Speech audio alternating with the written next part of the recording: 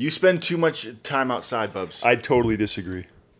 Earlier you said that life's gonna pass me by if I'm always outside with the dog. Outside, staring in the woods. And then I said, what did I say? I said, no, that's the time. That's when life's not passing me by. Is when I'm out there with the dog, and listening to the stream Is that making you money? Yeah. I'm richer than I've ever been before when I'm out there. Not financially, but Oh yeah. It just hasn't come yet. It's on its way. So I would say that you need to go. And so what have you done recently? You've started going walking. I do a 40-minute hike, and that's my steps and that's my outside exposure. 40 minutes. How do you like it? It's pretty nice, huh? It's amazing, but I cap it at 40 And minutes. you go up the same red dirt hill. Yeah, but I cap it at 40 minutes, Bubba. You're spending... You go up this dirt hill in the middle of the city. And, No. It's out in the woods. It's a red dirt hill. I can't. It's hard to explain when I'm out there with the trees and I'm in like, it sounds all woo woo and stuff, but like I really do like settle. And I guess I'm saying that's all fine, but I think then sometimes you get It's so funny too that Sean's bringing this up because lost in it. I spend the time out there with the dog. I give my dog 2 hours a day outside. I mean, dogs used to spend. But it's more than 2 hours. No, it's probably about 2 to 2.5 hours. Okay, let's go to the 2.5 It's about 2.5 hours. But even then, dogs used to spend their whole life outside, Sean. And now I'm asking her to stay in an apartment. Get rid of the dog. I can't. You love Zoe. Yeah. Yeah, I do. That's our little tiff to start this show. Is that I think Andre spends too much time. No, I don't think you really think that. I think that's stupid. It's a stupid thing to think. I think it with all my heart that you spend too much time woo-wooing outside. Sean's so funny. Like, if you're not like sitting on, if he'll like sit on his couch like jacking off and like eating cake and do all kinds of weird stuff, and then I'm outside, and I don't think yours is any more like. You're wrong about those two things. I don't do those two things, not at the same time. Anyways, welcome. It's Monday. You stayed past the first 2 minutes, you cocksuckers. Got you for 2 minutes, baby. We got you. Oh fuck. And there's lots to report. Went to the gym this morning. It was packed as a madhouse with 85-year-olds. That place is awesome. You go in there around 10 a.m. and it's about, and I get it, these old people, like, what else do? They need to go to the gym. They need to build muscle and kind of keep the bones moving. And it's like, it's fabulous. There's all these old people walking around and vibes are high. Yeah. Vibes are high big time.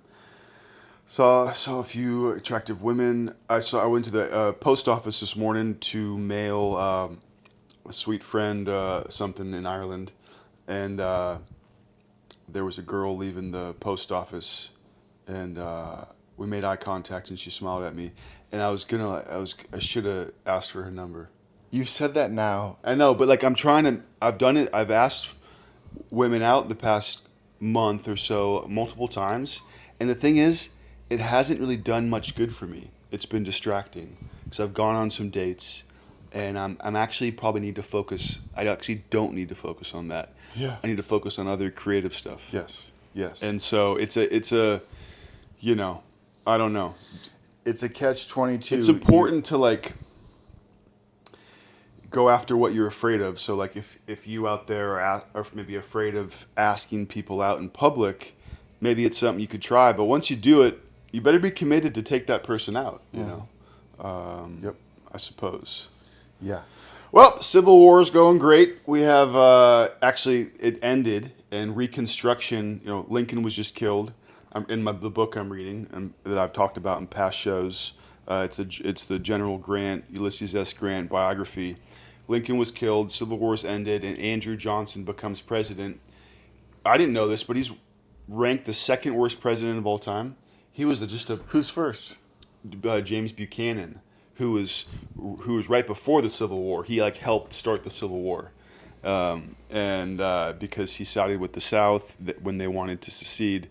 Anyway, it was a shitstorm because after the Civil War ended, what didn't get that much easier for black people and Union sympathizers in the South. They were murdered and killed, and there were riots, and so the army had to keep a stranglehold on like Louisiana and Texas and Tennessee and Memphis.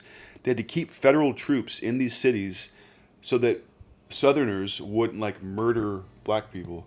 It was wild, and then of course the Southerners have all their own feelings and thoughts around the whole thing. Not all of them were racist people, like, crazy people.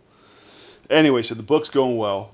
Really enjoying. I can't put it down at night. I get to bed way too late, And but this morning I woke up at 6:30. It was good. I stopped reading altogether a few weeks ago. Yeah, you did. Yeah, You did. How are your plants doing? they're great. Would you rather have a plant farm or a cat farm? Cat farm. Do you get all the like heartwarming and heart-wrenching dog videos about the rescued dogs on Instagram? That's not in my algorithm right now. No. Man, it just pulls my heartstrings big time. Can barely look at them sometimes. These dogs that have like in different countries who have these like mangled legs, and people find them and they nurse them back up. 1 out of 1,000 gets saved. Yeah. Yeah, We got the neighbor next door is having new floors put in, so I don't know if you can hear So if you can hear that. a multi-tool. Yeah. Remember when you used to use Fine tools? What I hear right now is a multi-tool. For you who don't know, it is a random reciprocating tool that's about this long. On the end of it, you can put different bits, different attachments, and the most popular one is an attachment about this long with a little serrated blade sharp edge, a little toothed edge. Yes. And when you turn it on, that little serrated sharp edge, it's metal. goes Usually. like crazy fast, and you can like basically get in and cut things at a difficult angle. You can cut all kinds of stuff. Yeah. And so that's a multi-tool they're using. And Dre and I used to use those all the time. Man. God, and they're loud as fuck. Yeah. Yeah, I would always wear earplugs. I was fastidious in my earplug use and my eyewear protection. And so this multi-tool, they're so friggin' loud. You definitely got to wear ear protection. Sean and I would be, on a day like today, 3 years ago, we were doing Rich's deck. It was like 95 degrees. Oh. Remember that? It was. Was it 3 years ago? Yeah. Wild. We're like right about now. Yeah. Yeah, we were doing remodeling the top of this garage into a nice stone deck patio with a beautiful stone on it, and then this privacy fence around it. We put in 2 new doors, and that led onto it. Waterproofed it all because it was outside. Yeah. I do not miss that. No, my gosh. So I did start an audiobook though, as well as the one I'm reading, and it's just for walking or for when I'm just doing chores and stuff, and it's one I've been wanting to read or listen to for a long time. It's called Lonesome Dove. Have you heard about it? It's famous. It won like the Pulitzer Prize in like 1990 or some shit, and it's a Western. It's so good already. Gosh, it's really good. Lonesome Sick. Dove. Larry McMurdy is the author. Cool. Like Taylor Sheridan, Yeah. he did the intro in the book, and he talks about how he was his whole family came from like cops and firemen and in Texas, and he read that book when he was a kid, and he's like, I want to write stories, so then he became an actor, and then he eventually started writing screenplays and stuff. He's cool. He's awesome. Bubs, his last name's Sheridan. Yeah. And one of the dopest generals in the Army in the Civil War and for the Union, there was General Grant. Underneath were a bunch of great generals. Sherman was one of the most famous, like almost as famous as Grant.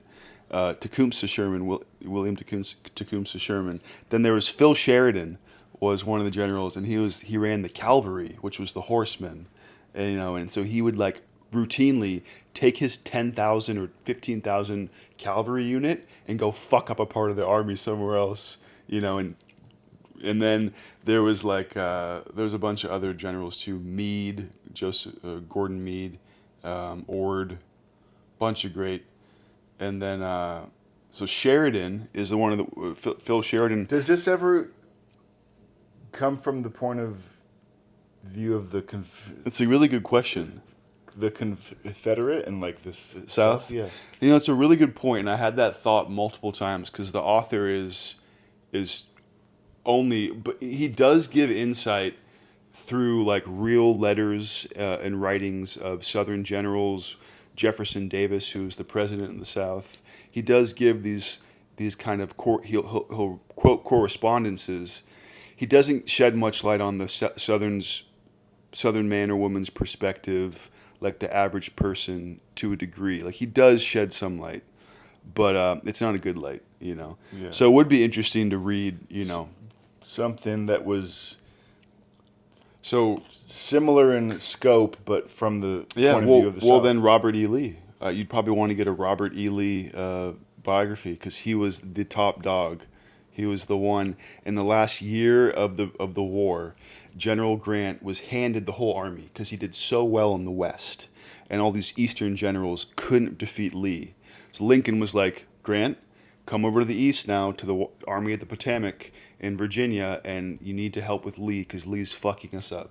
And so Grant moves over there and entrenches himself right across the river from Richmond for a year and starves out General Lee and his 40,000 men by systematically going around in like a 500-mile radius and destroying railroads and basically choking him.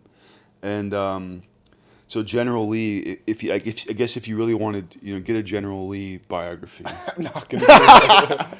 I want you to, and then And I'll tell you about it. yeah. History's fascinating. Yeah. Because what you learn is not much changed. Not much has changed. People have been the same. For 150 Like years. human emotion, fear, greed, and resentment and anger and love and joy. Not much has changed. Like our technology and our tools have changed, but a lot can be learned. And it's also just, man, stories. Yeah. What else, Bubbaloo? Chilling. I'm gonna go work out now, and then Cool. work from say 3 to 6. So Okay. go work out and then work. Big from, night tonight. Election night. Yes. We're nominating you. Yeah. Yeah. No. We have our big men's group every Monday. Our longtime listeners know this. It's a big men's group, and it's like 120 guys. And every 6 months, we elect a new secretary.